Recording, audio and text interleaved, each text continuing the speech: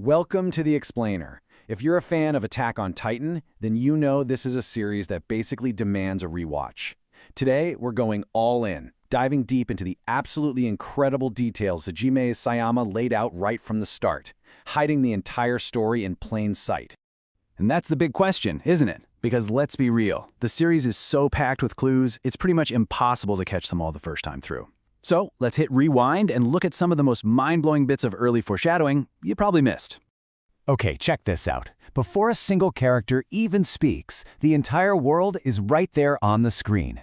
This isn't just a map of their little world inside the walls. No, this is the whole thing, including the enemy nation of Marley across the sea. The entire conflict was laid out for us in the first few seconds. And the clues just keep on coming. So as Eren, Mikasa, and Armin are escaping the absolute horror of their hometown falling, take a closer look at that crowd of refugees. See that familiar blonde hair? Yep, that's Annie Leonhard. This puts one of the main antagonists right at the scene of the crime years before she's ever revealed as the female Titan. Now, this next one is so subtle.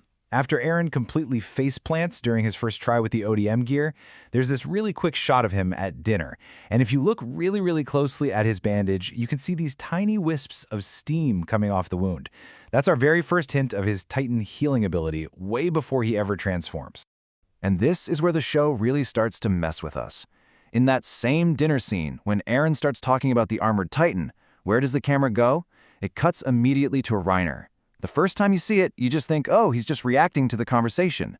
But in reality, it's basically the camera pointing a giant, glowing finger right at him.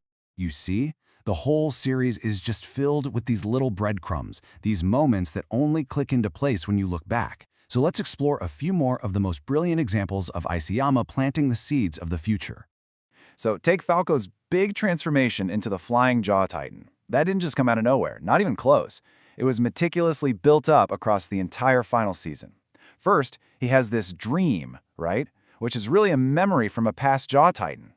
Then, you have a Marlene general who literally asks if they have a Flying Titan.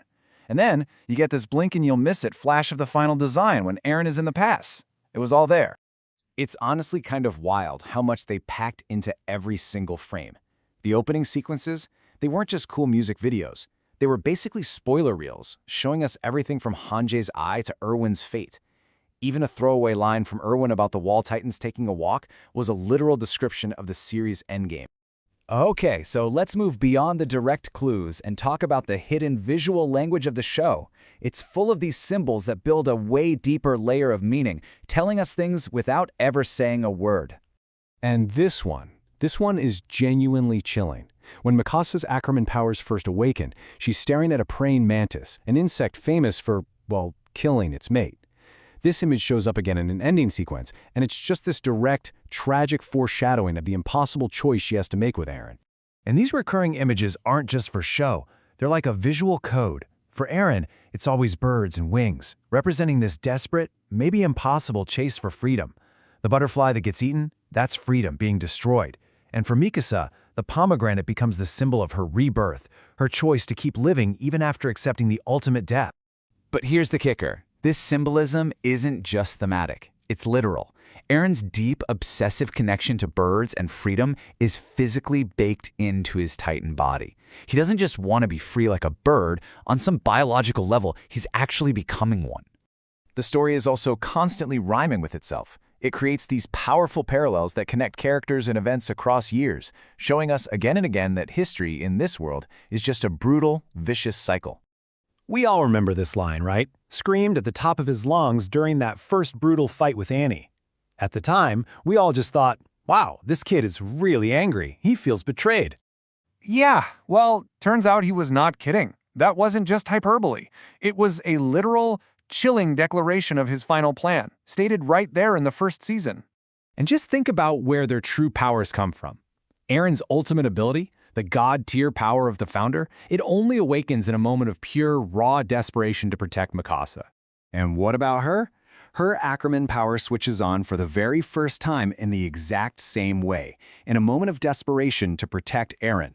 It creates this perfect but ultimately tragic symmetry between them, tying their fates together right from the start. Even the promotional posters get in on this. That iconic Season 1 poster shows the heroes looking up at the monster attacking their home. Then, the Season 4 poster mirrors it perfectly, but now, Eren is the monster, and the old villains are the ones looking up in defiance. The roles are completely, tragically reversed. All right, let's pull back the curtain for a second and look at some details that really reveal the incredible, almost meta level of intention that Isayama put into the very structure of this series. So here's a detail that is just wild. Did you ever notice that one specific episode, Midnight Sun, has no narration at all? The reason is absolute genius. See, the entire series is actually Armin telling the story after it's all over. And since he was, burned to a crisp and unconscious during that episode, he simply couldn't narrate it. The Attack on Titan manga famously ends at chapter 139. And on the surface, that seems like a kind of random number, right? Well, there's a very specific reason for that. Isayama himself confirmed he did this on purpose. In a Japanese word pun, the number 140 can be read as a word for freedom.